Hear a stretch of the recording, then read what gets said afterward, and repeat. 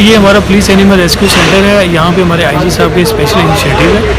और यहाँ पे जितने भी स्ट्रे एनिमल्स हैं, जितने भी हमारे डेयरी एनिमल्स हैं, स्लॉटिंग एनिमल्स हैं, अब उनके अगेंस्ट कोई भी हमें उन पे कोई भी अब्यूज़ होता है, उसके हिस्से में कोई भी कंप्लेन आएगी तो इंशाल्लाह पंजाब पुलिस अब उस पर लीगल कार्रवाई करेगी और जो भी एज़ पर लॉ हमने उसके खिलाफ इंशाल्लाह कार्रवाई होगी, हम वो ऑफेंडर के खिलाफ। ये हमारा जो फर्स्ट सेंटर है वो लाहौर में आईजी साहब ने पहले इनाग्रेट किया था 2-3 मंथ्स अगो। अभी हमारे रावलपिंडी में हमारे CPO साहब ने इस इनिशिएटिव को जो है ना लिंक ऑन किया और इसको यहाँ पे स्टार्ट किया और हमारा जितना भी यहाँ पे स्टाफ है अल्हम्दुलिल्लाह पंजाब पुलिस का अपना ट्रेंड स्टाफ है और हमारा बेसिक जो पर्पज़ होगा कि हमने जो स्ट्रे एनिमल्स हैं उनको हमने रेस्क्यू करना है और उसके अलावा जितने भी हमारे पास जो एनिमल अब्यूज़ से रिलेटेड केसेस होंगे उनको हमने एज़ पर लॉ देखना है और जितने ऑफेंडर होंगे उनको हमने एज़ पर लॉ उनको अंडर द लॉ करना है।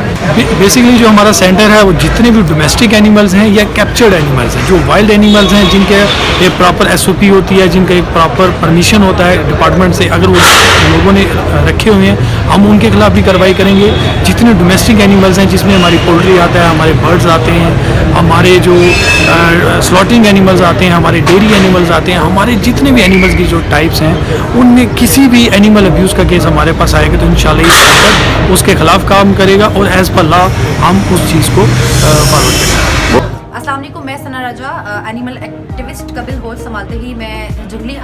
हयात से लेकर डोमेस्टिक एनिमल्स की खिदमत कर रही हूँ और उनके साथ साथ मेरी फ्रेंड है जो यहाँ पे रेप्टाइल स्पेशलिस्ट हैं। जितने भी जंगली हयात आते हैं जो अनेबल टू रिलीज होते हैं वो हम इनके हैंड ओवर कर देते हैं। मेरा नाम फिज़ा है एंड ये इन्होंने मुझे दिया था 3 years ago। इसको ऑलरेडी एक मेजर इंजरी आई हुई थी इसकी बैक के ऊपर, पर जब ये मुझे मिला था इसको ओवर 15 क्रैक्स थे इसकी बॉडी में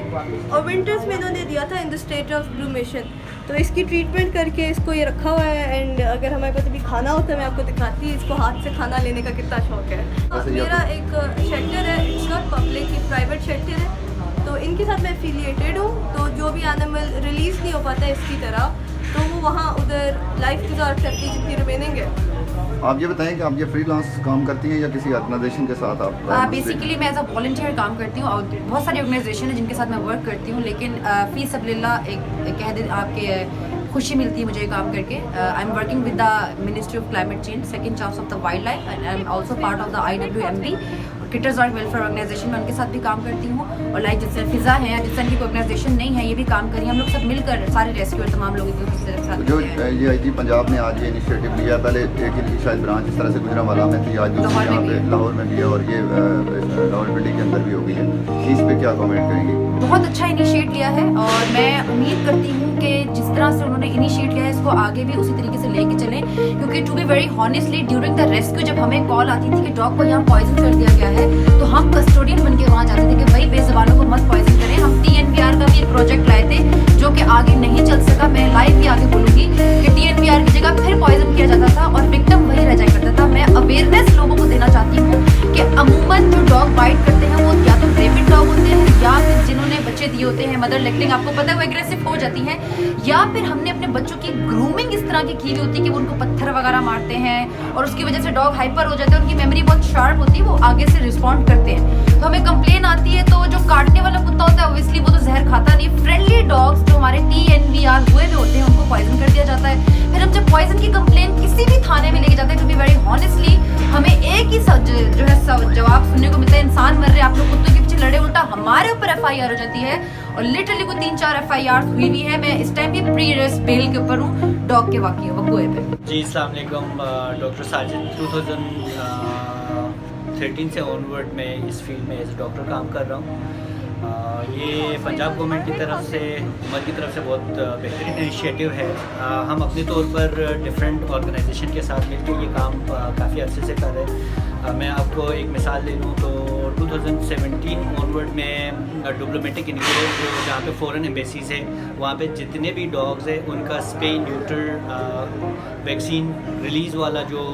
एक कंसेप्ट है वो मैं 2017 से ऑनवर्ड में कर रहा हूँ वहाँ पे एज ए डॉक्टर। वहाँ पे जितने फॉरेनर्स हैं वो भी इस चीज़ में अपना हिस्सा डाल रहे हैं, उनके सारे की वैक्सीनेशन, उनका रोज़ाना खाना पीना सारी चीज़ें हो रही है। लेकिन बदकिस्मती से आप कह दें उस कंपाउंड के अंदर भी हमें ये मसला काफ़ी अरसे से आ रहे हैं, लोग पॉइज़न करते हैं उनको, हालांकि वो ह्यूमन फ्रेंडली भी है, 90% उसमें स्पे न्यूटर्ड है और वैक्सीनेटेड है। ह्यूमन फ्रेंडली होने के बावजूद भी लोग गन शूट करने के वाक़यात काफ़ी ज़्यादा, हमें साल में 4 से 5 डॉग्स हमारे इस तरह मर जाते हैं जो कि पॉइजनिंग और इन चीज़ों से। जब भी हम पुलिस वालों को वो करते हैं तो उनका यही बात, जिस तरह सना जी कह रही थी कि